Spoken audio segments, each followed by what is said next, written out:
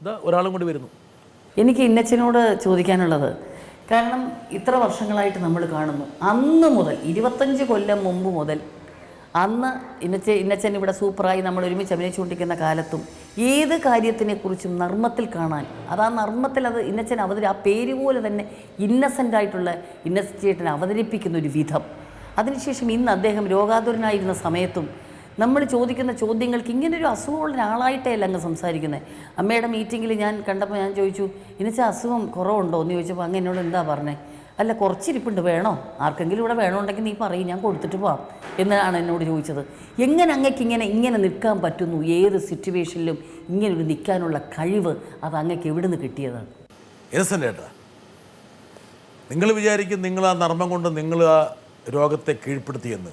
പക്ഷേ അതിനപ്പുറത്ത് നർമ്മം കൊണ്ടും നിശ്ചയദാർഢ്യം കൊണ്ടും കീഴ്പ്പെടുത്താൻ വേണ്ടി ലക്ഷക്കണക്കിന് ആൾക്കാർക്ക് താങ്കൾ പ്രേരണയായി. അതാണ് ഏറ്റവും പ്രധാനപ്പെട്ട ഒരു ഘടകം. താങ്കൾ അറിയാതെ പ്രതീക്ഷയുടെ 100 തിരികൾ കത്തിക്കുക ചെയ്തു. ചെറിയ കാര്യമല്ല താങ്കൾ ചെയ്തത്. ഇതൊക്കെ ആലോചിച്ചിട്ടാണോ അതെയോ? അല്ല, ഇത് നമ്മൾ ഇതിനകത്തും ഒരു വലിയ കാര്യമുണ്ട്. ഞാനിപ്പോൾ ബ്രിട്ടാസിനൊരു ഫോൺ ചെയ്യാണ്. എൻ്റെ അസുഖമുള്ള സമയത്ത് ബ്രിട്ടാസിന് കൈരളിക്ക് വരണം. ഇവിടെ ഒരു 9 മണിയാകുമ്പോഴേക്കും എത്തില്ലേ സാധാരണ? അപ്പോൾ 9 മണിയാകുമ്പോഴേക്കും എത്തിക്കുക. നിങ്ങളൊക്കെ മനസ്സിലാക്കേണ്ട കാര്യങ്ങളാണ്. 9 മണിയാകുമ്പോഴേക്കും എത്തണം. അപ്പോൾ ആ സമയത്ത് വെറുതെ ഇന്നസെൻ്റ് എടുക്കുന്ന അസുഖം ചോദിക്കാം, എങ്ങനെയുണ്ട് എന്ന് ചോദിച്ചിട്ട് നമുക്ക് ഓഫീസിൽ പോകാൻ ചോദിച്ച് എന്നെ വിളിക്കുന്നു. ഹലോ ഹലോ, ഒന്ന് വിളിച്ചേ, ഇന്നസെൻ്റ്, എന്തൊക്കെയുണ്ട് വിശേഷങ്ങൾ? ഓഫീസിൽ പോകാറായോ? ഇറങ്ങി പോകുന്ന വഴിക്കാ. അതെ, നിങ്ങൾ വണ്ടി ഒന്നിട്ട് സൈഡിലേക്ക് ഒന്നാക്കിയിട്ട് സംസാരിക്കാനുണ്ട്. വണ്ടി ഓഫ് ചെയ്താ? ഓ, ഈ നഖത്തിൻ്റെ അവിടുന്ന്, പെരുവിരലിൻ്റെ അവിടുന്ന് ഒരു വേദന ഇങ്ങോട്ട് വന്നിട്ട്, എന്നിട്ട് ഇതൊരു 1.25 മണിക്കൂർ നിങ്ങൾക്ക് തരിക ഞാൻ. അങ്ങനെ നിങ്ങൾ ഓഫീസിൽ വരുന്നത് 10:30. ഇവിടെ എത്തിക്കഴിയുമ്പോൾ ആ ഫോണിൻ്റെ അവിടെ ഇരിക്കുമ്പോൾ തന്നെ ആലോചിക്കുന്നു, ഏത് നേരത്തെ ഇയാളോട് രോഗം ചോദിക്കാൻ എനിക്ക് ദൈവം എന്നെ പ്രേരിപ്പിച്ചത്. എന്തൊരു കഷ്ടമായി പോയി, എൻ്റെ 1 മണിക്കൂറാണ് കളഞ്ഞത്. അപ്പോഴാണ് വേറൊരാളുടെ ഫോൺ നിങ്ങൾക്ക്. അല്ല, ഇവിടെ ഇന്നസെൻറ്റിൻ്റെ അസുഖം അയാളുടെ കാര്യമൊന്നും പറയല്ലേ, ഞാൻ കാലത്തൊരു പെടൽ വെട്ട കിടക്കണേ. അപ്പോൾ ആർക്കും ഇതൊന്നും കേൾക്കാൻ താല്പര്യമില്ല. കറക്റ്റ്. ഞാൻ ഇന്ന ഡോക്ടറെ അടുത്ത് പോയി. അപ്പോൾ ആ ഡോക്ടർ പറഞ്ഞു, ബ്ലഡ് എടുത്തിട്ട് പിന്നെ വലിയ കാര്യമുള്ള കാര്യമാണ്, അതൊക്കെ ജീവിതത്തിൽ നടക്കുന്ന കാര്യങ്ങൾ. ഒരാൾക്കും ഇത് കേൾക്കാൻ താല്പര്യമുള്ള കാര്യങ്ങളല്ല. ഈ ചികിത്സ എങ്ങനെ പോയി, അങ്ങനെ പോയി, ഇങ്ങനെ പോയി. അപ്പം നമ്മളെ സംബന്ധിച്ചിടത്തോളം എന്തെങ്കിലും ചോദിച്ചു കഴിഞ്ഞാൽ ഉടനെ ഞാൻ ഇപ്പോൾ കുഴപ്പമൊന്നുമില്ല, പിന്നെ ഞാൻ വേറെ മാറ്ററുകളിലേക്ക് പോവുകയാണ്. അതെൻ്റെ സ്വഭാവമായിരിക്കാം.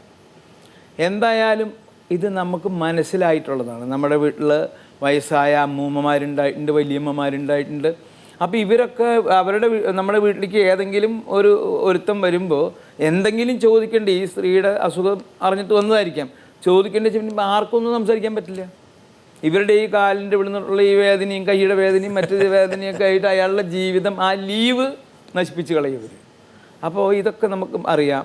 മാത്രമല്ല, ഒരു ഡോക്ടറെ അടുത്തൊരു രോഗി പോയി കഴിഞ്ഞിട്ടുണ്ടെങ്കിൽ നമുക്കൊരു അസുഖം, ഇവിടെ ഒരു വേദന, ആ വേദനയ്ക്ക് അപ്പോൾ അയാൾ മരുന്ന് തന്നൊക്കെ കഴിഞ്ഞു. പിന്നെ നമ്മൾ ചെല്ലും, 3 ആഴ്ച കഴിഞ്ഞ് ചെല്ലാൻ പറഞ്ഞു. ചെന്ന് കഴിഞ്ഞാൽ നമ്മൾ പറയണം, ഡോക്ടർ ചോദിക്കും, അതെങ്ങനെയുണ്ട് ഇപ്പോൾ മുട്ടിന്. ഒരു വയസ്സായവരുടെ കാര്യം പറഞ്ഞത്, കുട്ടികളുടെ കാര്യമല്ല. അപ്പോൾ പറയും, ഇവിടെ അല്ല അന്നാ വേദന എന്ന് പറഞ്ഞ മുട്ടിൻ്റെ ഇവിടുന്ന് ഇങ്ങനെ, അത് വലിയ കുഴപ്പമില്ല, പക്ഷേ ഇത് ഇവിടുന്ന്. അപ്പോൾ അവിടെ വേറെ രോഗികളുണ്ട്, അവരാലോചിക്കണത്, നമുക്ക് ആർക്കാണെങ്കിലും കടയിലാണെങ്കിലും ഒരു സാധനം വാങ്ങുകയാണെങ്കിലും ഒരു ഡോക്ടറെ അടുത്ത് നമ്മൾ ചെന്ന് സംസാരിക്കുകയാണെങ്കിലും എനിക്കത് മാറി, അത് സുഖമായി എന്ന് ആ ഡോക്ടറോട് ഈ രോഗി പറയുമ്പോഴാണ് അയാൾക്കൊരു ഊർജ്ജം കിട്ടുള്ളൂ ഇയാളെ ചികിത്സിക്കാൻ. കറക്റ്റ് അല്ലേ? താങ്കളിൽ നിന്ന് ഒരുപാട് ഊർജ്ജം താങ്കളുടെ ഡോക്ടർ ആവാഹിച്ചു. അതെ, അത് ഡോക്ടർ ഗംഗാധരൻ, അദ്ദേഹത്തിനോട് ഞാൻ ചോദിച്ചു, ഇതെന്താണ്? അയാൾ പറഞ്ഞു, ക്യാൻസറാണ്. എൻ്റെ കൂടെ കുട്ടിക്കാലത്ത് ഞാൻ കണ്ട് വളർന്നിട്ടുള്ള ആളാണ് ഡോക്ടർ ഗംഗാധരൻ. താങ്കൾ അദ്ദേഹത്തിൻ്റെ ജ്യേഷ്ഠനൂടെ പഠിച്ചത്? അയാളുടെ ജ്യേഷ്ഠൻ, അദ്ദേഹം ഡോക്ടറാണ്. പിന്നെ അദ്ദേഹത്തിനോട് പഠിച്ചോ? ഇല്ല, കുറച്ച് കുറവ്. ചിരിക്കുകയല്ലേ, സുഖമാണല്ലോ ഒരാളായിട്ട് വടിയാക്കുമ്പോൾ ചിരിക്കാൻ. അയാൾ കുറച്ച് ജൂനിയർ ആയിരുന്നു, അതുകൊണ്ടാണ് ഞാൻ കാത്തു നിന്നു, വരണ്ടേ, ശ്രമിച്ചു. അപ്പോൾ അതുകൊണ്ട് നമ്മൾ കാര്യം എങ്ങനെയാണെന്ന് പറഞ്ഞു. പിന്നെ നമ്മൾ പെട്ടെന്ന് എനിക്ക് തന്നെ ഒരു വിശ്വാസം വെറുതെ ഉണ്ടാവുകയാണ്. ഉണ്ടായി. നമ്മളിതിൽ നിന്ന് രക്ഷപ്പെടും. ഇതൊക്കെ ആളുകൾക്ക് ഉണ്ടാവണം. അതൊന്നും ഉണ്ടാവാതെ ഇത് പോക്കാണ് എന്ന് വിചാരിച്ച് നമ്മൾ വീടിൻ്റെ അകത്ത് കയറി വാതിലടച്ചു. ഞാൻ ആലീസിനോട് പറയുകയാണ്, ആലീസ് എന്ന് പറയുന്നത് ഇന്ന ആൾ വന്നിട്ടുണ്ട്, കൂട്ടുകാരനെന്നാ പറഞ്ഞേ, എന്താ വേണ്ടേ, കാണണ്ടെന്ന് പറ.